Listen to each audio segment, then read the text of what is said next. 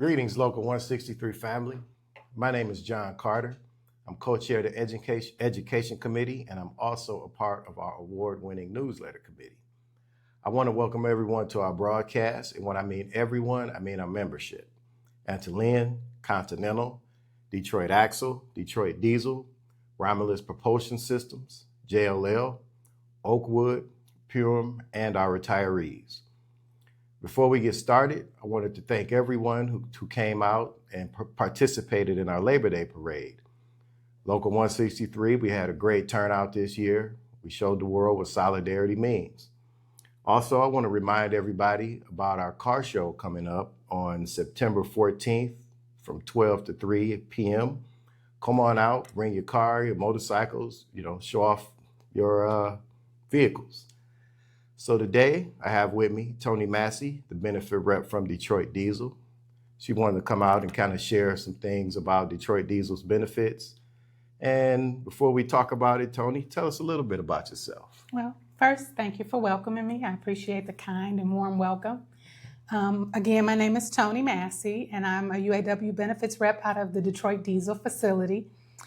I've been at Detroit Diesel for 33 years now, and I've been functioning as a UAW benefits rep for 31 of those years. I started as an alternate and worked part-time on the afternoon shift in the office and part of the time working in production. And then probably about 2 years after my initial appointment as an alternate, I was appointed a full-time rep. Okay. So, okay. It's good to give a little background. So you've been doing this for a little while. I have. I've been doing it for a long time, and it wasn't really something that I chose. I always like to say it wasn't something I chose. Kind of feel like it chose me. Right. I was participating in what we used to call our EPG meetings, and somebody said, "Oh, are you planning on running for office?" And I was like, "No." And then they said, "Well, they got these jobs called benefits reps." And so after that, I was asking everybody, "How do I become a benefits rep?" So I connected with the right person, who back then was a guy named Mike Riley. And here you are. Here I am. I've been here all the time. Okay. And I've seen you at the meetings a lot. We never really had the opportunity to kick it, but, talking to you, getting ready to do this, you seem like a very good person to do the benefits job. Thank you. Thank you very much. I feel like I'm committed to being a good benefits rep. One of the things that's always been important to me is that I always kind of felt like UAW people or hourly people didn't get the representation that they deserved. And so I always made it my mission or thought in my mind that I wanted to make sure that the membership felt seen and heard and respected, not just somebody telling them what their benefits were, but helping them to understand how to navigate them themselves, and in instances where they didn't want to navigate them themselves, doing it for them. And yeah, because it is becoming almost like a self-serve atmosphere. Absolutely. Where they like, here, go do this. You should be able to go on here, make a ID, a username, and whereas in this industry, we're used to the benefit rep kind of being able to lean on them a little bit.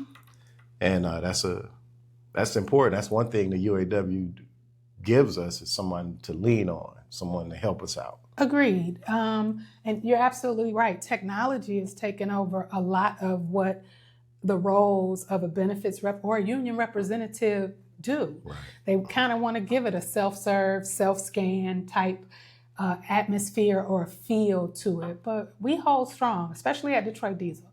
We hold strong to make sure that our membership has us involved and knows that we're involved. The companies are fighting it, of course. They're creating all these apps and different ways for people to access their pension information, health insurance information, life insurance information, and circumvent us. But we have proven time and time again that the best way to get good services under a contractually negotiated agreement is through the people that are appointed or elected to give you that. Right. A real person to have your best interest at heart. Yeah, okay. So, what's going on at Diesel? A lot. Detroit Diesel has been a hotbed of activity lately. We just retired 45 people. So Oh, okay. September 1st, we retired 45 people, lost, well, not lost, they're still with us, but 45 people left the facility. And unfortunately, there has been a downturn in business. So we've been experiencing some layoffs. We just did an indefinite layoff a few weeks ago where we lost about 120 plus of our members. And unfortunately, the business forecast for now is kind of month to month. And so on a month-to-month basis, what they're doing or what's going to be happening soon is we're going to be laying the day shift off and the afternoon shift off 2 weeks at a time. The first shift to be laid off is going to be the afternoon shift, which is actually going to start this upcoming Monday, September 8th. They'll be off for 2 weeks, and then the following 2 weeks, the day shift will be off. Because the indefinite layoff reduced us down to just 2 shifts. We were 2.5 shifts, including a midnight shift prior to that. The indefinite layoff eliminated the midnight shift, and so now we're down to these 2 shifts. But the forecast just doesn't seem strong enough to withhold more than the production we can get with laying these shifts off in this manner. And with the forecast, Tom came on and kind of explained,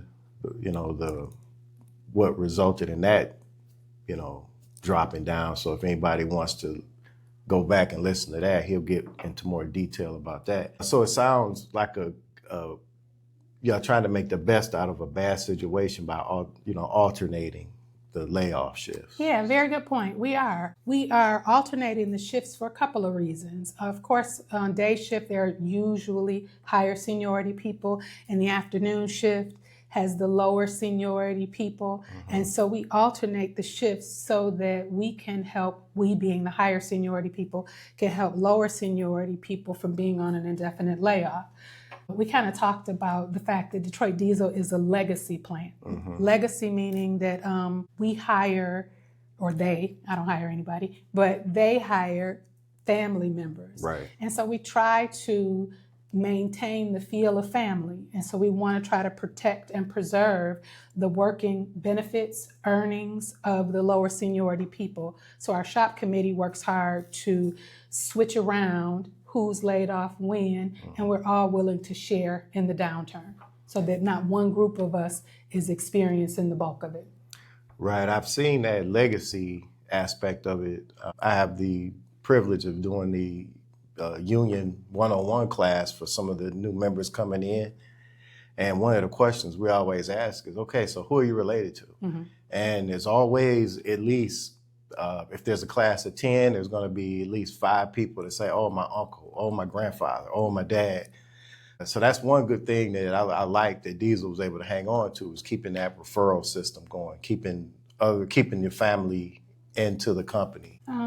I had to do the new hire orientation classes. It's been a long time since we've had new hires, but it's something we do at every new hire class. We go around the room and we're like, okay, well, who do you know? Who are you related to? And then we kind of tell funny stories when people tell us who they're related to. I know your daddy, kind of thing. But yeah, so we do that too.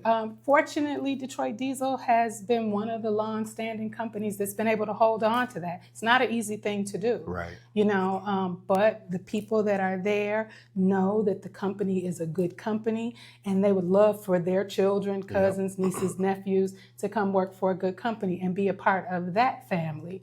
When you do that, you ensure that the ideology or the thinking of that company is long-standing, because those people have already thought about those things. Their aunts, uncles, mothers, fathers are inviting them into that and already telling them, hey, this is how things work here. Right. And it starts to click as they're working there, like, wow, this is how my mom was able to buy that video game system. Or, oh, this is how dad made Christmas happen. Or this is how I got sent to school. All of those things start to click. Absolutely. And, the UAW is responsible for a lot of those benefits, a lot of the things we have that we're able to take care of our family. So is there anything that you want to get out to, like, the people retiring, any information they might need to know? Sure, that's a great lead-in to kind of what we do. I think a lot of people don't always understand fully what a benefits rep does. You just think benefits, everything about the job is a benefit, right? But no, benefits reps are specific. We help people with pensions, retirement plans, 401k, health insurance, life insurance, sub-pay benefits. We help assist, and we're the third check, or the second check, I'm sorry, for the corporation. We make sure that what's been negotiated with regard to those benefits, our members receive it efficiently, and receive it timely. Right. Now, to your question about people who are retiring, I do encourage everybody, if you're eligible for a pension or not, even if you're, because we do have a different contract where some people are pension eligible and some people get a 401k, you should be seeing a benefits rep to get a clear idea or a clear picture of what you're eligible for in retirement. Okay. We can help you with that. We have liaisons at Voya, which is our 401k provider, at Watson Towers Wilson, which is our pension provider. We can forecast what your retirement could look like, tell you exactly what your monthly income would be, help you understand what happens with your health insurance, at what ages, what those benefits are. And I encourage people to come and talk to a benefits rep prior to making the decision to retire. What I find happens a lot of time is the company offers an incentive and people sign up, and then after they sign up, they're like, how much do I get a month? Right. They didn't have any clue. Right. So you should. We have that information, and you should be coming to see us in advance so that you can prepare for what your retirement could look like. Because, again, I've been doing this job for a long time. I don't know any retirees that are unhappy that come from Detroit Diesel. They're all happy. That's they have, good. Yeah, Right. They have great retirements. I talk to them. I come to the retiree meeting and talk to them. Many of them, though, the thing that they say is, I probably should have came and saw you sooner. Right. So that those first 5 months, I wasn't panic stricken because I didn't know. So with regard to pension eligible people or retirement eligible people, people approaching that, I would say about a year or two before, come see us so we could talk about what happens with your benefits as you transition from an active employee to a retired employee. All right. So with the 45 that you mentioned earlier, retired, was there any incentive for them to retire? Absolutely. Okay. Well, first of all, in our 2022 agreement, we have a built-in incentive. Everybody that retires and is pension eligible automatically receives $20,000 as an incentive. So we don't have to negotiate individually for an increase. But this time, our shop committee was successful at getting an additional $25,000 on top of the 20. Oh, wow. So the incentive was $45,000. So that kind of helped get that number up to 45. You offer people $45,000. Hello, where I sign. Yeah, a lot of people are like, where do I sign? And I want to make sure that we clear, this is Detroit Diesel. Yes. This is Detroit Diesel. Detroit Diesel and Detroit Diesel pension eligible people only. Right. We also offered a retirement to people who are non-pension eligible. They too got $45,000. Oh, okay. So you could be pension eligible, get the incentive, and or be one of the 401k recipient people and still get that incentive. Okay. Oh, that's We call those people VTEP, voluntary termination of employment. So you can take what's called an hourly incentive, which is pension, or a VTEP. But we offered it to both at the same amount. Now, would you happen to have like a number of how many of them took it? Just the ballpark. I'm just kind of curious. I know the numbers. 41 people retired with a pension, and we had 4 that took the VTEP. And I mean, that's a good option with things being, you might feel uncertain if you're like a low seniority person. You might, I got to go. I'm going to use this to move on. Yeah. And if you do leave, you get to take if you invested in your 401k, you get to take that with you, right? Absolutely. And at Detroit Diesel, you're vested in your 401k after 180 days of, actually, that's not true. You're fully vested in the company contribution because we have a company contribution. And what that means is that the company will contribute for every hour that you work to your 401k. Okay. You are fully in, and that money starts day one. So that money starts the day you are in the training classes to learn how to build the engine at Detroit Diesel. Those people are fully vested in that money after the completion of their first week of employment. So you could be there for 7 weeks and have money contributed for 7 weeks. It's only going to be $80 after tax, penalty, and interest, but you are free to take it with you. It's still your money. And when you say vested, what does that mean? Great Eligible? What does that mean? Vested means that money has been contributed to the 401k on your behalf, and it is fully yours. So it's, the investment has been made by the corporation into the account on your behalf, and you are the sole proprietor of that, and so you're vested into the money that's in that account. Okay, well explained. Because when you said it, I was like, that's going to be something that people are going to need clarity on. Well, thanks for asking. Right.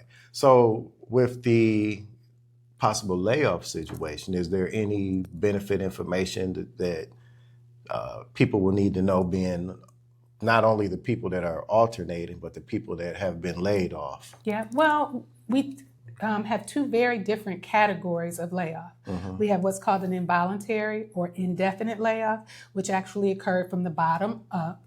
And those people are entitled to a continuation of health care while they're laid off, company paid. So they're entitled to that continuation of health care once they exhaust sub-credits, because everybody at Detroit Diesel, as of today, almost everybody, I think we maybe have 6 that are not sub-credit eligible, because you have to have 2 years of seniority in order to be sub-credit eligible. So the benefits for the indefinitely laid off people is they get what's called a supplemental income benefit while they're laid off. And what that supplemental income benefit is unemployment pays you a certain dollar amount, and Detroit Diesel will pay you to make up 95% of a 40-hour check. So there's a full formula. A lot of people get it confused. They're looking for the sub to be a lot higher, but what it actually is your 40-hour check, 95% of that amount after tax, so the net amount. So sub pays you that difference. Currently, unemployment is paying $446 if you're on a claim for 2025. So 95% of your pay minus $446 is what you receive in sub. And you get that benefit for a number of weeks. The lowest number of weeks is 13, and that number increases incrementally based on your seniority. More seniority you have, of course, the more sub credits you have. In addition to the sub benefit, like I said, they retain life insurance benefits. They also retain health insurance benefits during that period of time based on your seniority. There's a full chart that tells you how long you keep it.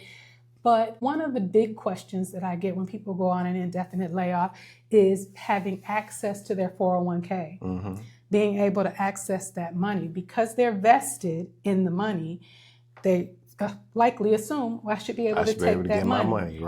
Unfortunately, it doesn't work that way. The 401k money is retirement investment. So the money went into that account with the intention of you having it and using it when you retire. So laid off is not a condition of retirement. It is laid off. So people, although you're vested in your 401k account, you cannot take the money until you fully exhaust your benefit eligibility. So we've negotiated that you can keep benefits for an extended period of time. So for all of the period of time that you can keep benefits, you cannot access the money. As long as you retain callback rights from a layoff, you cannot access the money. The only opportunity to access the money in your 401k is when your status is similar to the status of a retired person, which means you don't work there anymore. So you have to be terminated. Hate to have to talk about it, but it's important. We get the question a lot, and we get a lot of people who find out they're going to be indefinitely laid off. They terminate employment so that they can access that money, which means they forego those benefits that you were eligible to keep. I can't tell anybody what the best thing to do financially is. So if that's the choice, you're free to make the choice, but I always make sure I sit down with people and say, hey, explain the ins and outs. You're free to do what you want to do, but you're giving up this in order to get this. And sometimes people are in situations, and again, I don't question what your financial situation is. They got to do what they got to do. If at the end of the day you got to do what you got to do, as long as you're doing what you got to do, knowing what you know, I'm okay with it. Because I mean, a medical emergency can wipe you out. I've seen it several times. Something happens, freak car accident. Something happens with the kids, and boom, just like that. So that insurance, that union negotiated insurance, is priceless. It's priceless. In some cases. It's very priceless. And it's good that you raise that issue, because most people don't realize how valuable it is because they're young and they haven't had to use it. Right. But the most inopportune time to not have it is when you need it. Yeah. So it's better. I'm not gonna say it's better to have it. I'm just gonna say that you need to know what you're giving up in order to access money. Right. And that's what we try hard to do. We try really hard to make sure that people fully understand. And I forgot to say this. When I say we, I'm a benefits rep on a team. So I work with a team of benefits reps at Detroit Diesel. So it's myself, Toni Massey, Lawrence Smith, and Ray Herrick. We work as a team to help our membership. So you can get answers about what you're entitled to from any of the three of us. Good. So there's also penalties involved too, right? If you take that money early. Absolutely. The 401k is not just contractually negotiated. We contractually negotiate what goes in, what your contributions are about. We make those rules. But the rules that govern a 401k are made by the federal government. Right. They're made by the IRS. And so, yes, if you take the money out of the account outside of the guidelines that the IRS has established, there are most certainly taxes, penalties, and interest that would apply to that withdrawal or deduction. Yeah, that's one thing. And again, we're at different companies. I'm from General Motors. She's speaking from Diesel. That's one thing I wish someone would have told me when I first started was, if you can help it, do not take a loan from that money, because I'm taking pre-tax money, but I'm trying to pay it back with taxed money. And when you do the math, of course, they say you're paying yourself back the interest. But at the end, you've paid taxes on that money. You're going to pay taxes on that money two times. So that's just my 2 cents. It's a great 2 cents. I think that that's a part of why having human beings serve you as a benefits rep is important. Because it is very true that you should understand exactly what you're getting into. Even when you take a loan, you should fully understand it. But life be lifing, right? Yes. People got to do what they got to do. And so I just think that what's most important is that people have an opportunity to come sit in an office with a person, quietly talk about your personal business and say, hey, I know it sounds good to do this, but this is what you're risking. Right. And if they hear all of what they're risking, sometimes they change their mind, like it's not worth it. And sometimes they're like, I still got to do what I got to do. And that's fine as long as you know or have been told all of the ins and outs. So if someone at Diesel wanted to talk to a benefit rep, how do they go about that? Okay, great question. So me, Lawrence, and Ray all work up on the outer drive side of the buildings. We all have our own individual offices. We have office phone numbers. I have I have a work cell number where you can reach me, and we have email addresses. Okay. If you needed to see a benefits rep, you could always, most people, like they might tell their committee man, hey, can you get a benefits rep to come down? We can do that. I like to remind people though, most benefit related business cannot be conducted on an assembly line. Right, you're working. It just can't happen. I can't call Blue Cross Blue Shield about your health care plan or your bill down on the assembly line. So the best way is to come up to the offices, sit down with us, and discuss what your concerns are. But we try to make it as convenient for members as possible. Like I said, we all have multiple means of communications, phone numbers, emails, text messages, all of that. The committee men will email us to see who needs somebody to come down. All of those are good ways to reach out to a benefits rep. And not just for active employees, retirees. Most people don't realize that benefits reps deal with retirees far more than they deal with actives. Probably 70% of my job is dealing with actives, although I deal with dealing with retirees, not dealing with actives. I deal with active employees in the plant, But I come here to the retiree meetings. Me, Lawrence, and Ray, we attend the retiree meetings. The majority of the calls that I get are from retirees. The majority of people that I have to assist are retirees. And a large part of that is because of the separation. They're not physically in the building. Right. The active employees can stop me getting coffee in the cafeteria in the back. Right. A retiree can't do that. So the majority of the time, I'm dealing with retirees. And that's good that they still had that line to the benefits rep even after they retire. So what would you tell the membership? Like, how can the membership help the benefit reps? Like, is there anything particular that we can do? When I say we, I mean the members at Detroit Diesel to help the benefit reps. Oh, okay. That's a great question. I'm going to need a minute because no one ever asked what they could do to help us. No one ever asked that. But one of the things to best assist a benefits rep is to be transparent. Okay. You know, kind of like a lawyer. Like kind of like a lawyer. Never lie to your benefits rep. And not that people intentionally lie, but sometimes people omit information. And so if you don't tell me the full story, you don't tell me all that you need, part of the time is going to be spent investigating. So I can't resolve your issue if I'm investigating the facts. Right. You can't tell me, hey, I got an issue with my 401k. They're taking this deduction and I don't know why they're taking it. And I don't know what it is. And then I find out it's a loan that you took. Okay. Well, it took me 4 days to figure out that you processed a loan when you could have just said, I took a loan. I missed a couple payments. They re-amortized it. So the best way to help a benefits rep is to be fully transparent. Give me all the information and all the details. That way I can assist you faster. I have less legwork to get to the facts. Right. And we got to remember, as members, you're on our side. Every day. You are on our side, you know. So there's no need to try to mislead someone who's on our side.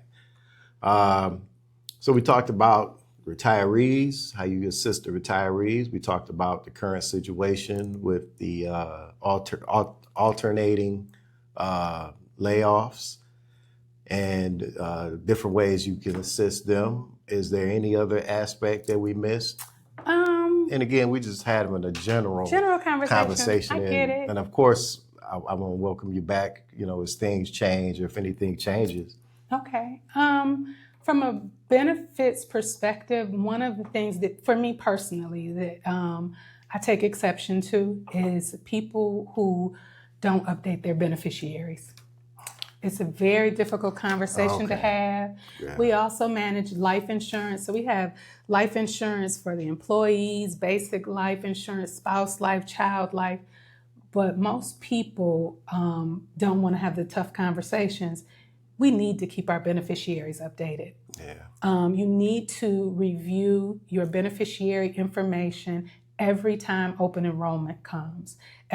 Open enrollment should be your reminder. There used to be a commercial years ago about when to change the batteries in your smoke detector. Yeah. Open enrollment is the time to change the batteries in your beneficiary information. Okay, that's a good way to put it. Yeah, you should always check. Unfortunately, and I say unfortunately, I've been doing this job for a very long time. You'd be amazed at the number of people who pass away with benefits, healthy benefits, that go to the estate, that the people that you love have to argue about in court. Easily fixable. Update your information. Check it every year during open enrollment. Your life insurance, your 401k. There was a time when people who were legally married, you didn't even have to write that your spouse was the beneficiary. It was automatically. It does not work that way anymore. The federal government changed it. You could have hundreds of thousands of dollars in a 401k, be married to a woman that you've been, or man, however it goes. You could be married to someone who you've been with for 25 years. Right. And when you pass away, your money goes to the estate. And she has to pay to get money that technically came out of a household that you two shared just because you had not updated that information. And that's funny you say that because I've talked to, we've had a lot of people retire at GM, and that's the thinking. Some people think is, it automatically go to my wife. You know? Nothing in this world is automatic. Nothing. If anything, I think that's one of the biggest nuggets in this conversation right now is that update your beneficiary information. Update it. It's not automatic. If you have kids, wife, loved ones are, I'll just leave it at that. Leave it at that. Leave it there. Yeah, I mean, I could even tell you horror stories. I've had men who passed away, and their ex-wife was listed as the beneficiary. And he was legally married to somebody else. And the ex-wife still gets the money if her name is the name that was written on it. Yeah. Literally, you have to update your beneficiaries. So with that being said, what can we do to remind our members that that's something that we need to do? Well, on our side of the house, we have a Facebook page. We post it on our Facebook page regularly. We hand out flyers throughout the plant regularly. We have our shop committee mention it at the meetings regularly. We post it. We announce it on my door. I've got papers, bulletins magnetized to the door. I put it out on the door all the time, because especially when we have a member pass away. Yeah. That's another time when we do a quick sweep. We walk through the whole line. When I go down to get my coffee, we walk through the line. We remind people, because it's fresh and everybody. Because this just happened. We need you to make sure you update your beneficiaries. It is certainly something that could fall by the wayside. Nobody's thinking about that happening to them and the need for it, but it's imperative that you do it. Yeah, because we all think we got tomorrow, and it's just not true. It's just not true. We all have different phases in our lives where we might have lost a lot of people, and sometimes those losses make it click like, hey, I only live once, and I want to make sure that I do what I need to do for my family if something does happen. And that's a wake-up call. That's a wake-up call when you lose someone that you're close to. And even watching from the outside in, the different struggles that they may go through just because someone didn't take care of something. Absolutely. Yeah. Absolutely. Yeah, the people, those that know me at Detroit Diesel, they know. Right. You can come see me about updating your address, and before you leave my office, I'm going to say, have you updated your beneficiaries? I do it all the time. Yeah. Just because I've seen what could happen. I've seen people go months waiting to get what has been sitting there for them, just because somebody didn't update their information. And that's just not people that's ready to retire. No. I got 1 year or I got a month in. I need to fill that out, right? Absolutely. Detroit Diesel offers company-paid life insurance to every employee from day one. So the minute you start working for Detroit Diesel, you're eligible for, at a minimum, $48,000 in life insurance and an additional $24,500 in extra accidental life insurance from day one. So when we do new hire orientation, we fill out beneficiary forms on that first day. You need to keep it updated. And I'd be curious, I know this is, not this is kind of off the subject, but I wonder what's the statistical amount of money that we leave on the table just from not filling out beneficiary information. I am certainly not an actuary or a mathematician, but I would say that you'd be shocked by the number. And that's the kind of thing to motivate our members, is when we see the dollar amount, like what, the company is getting away with that, I'm filling that out, Yeah. So we talked about retirees, we talked about the layoff situation, we touched on some different benefits, how to take advantage of them. Talked about the team at Diesel, how you guys are there to help everyone. And I think we pretty much covered we've touched what we on wanted to talk about. And I definitely wanted the doors open anytime you or any of your benefits team want to come back on. And I think by us talking about the beneficiary thing, maybe this will help somebody say, hey, you know what? I need to do that. Let me call them. Right. Good deal. Well, I certainly appreciate the opportunity to be here. I was a little nervous at first, like, what? They want me to do what? But I'm glad to have made it, glad to have had an opportunity to talk to you, glad to say hello to the membership, and let you know that me, Toni Massey, I'm always available for questions and answers. People always come to me and say, I got a question, and I always respond, I got an answer. Right. I don't know if it's going to be the right answer, but I got one. That's good. That's good. And I appreciate you taking the time out of your busy schedule to come and do the podcast with us. And with that being said, thank you for tuning in. Solidarity forever.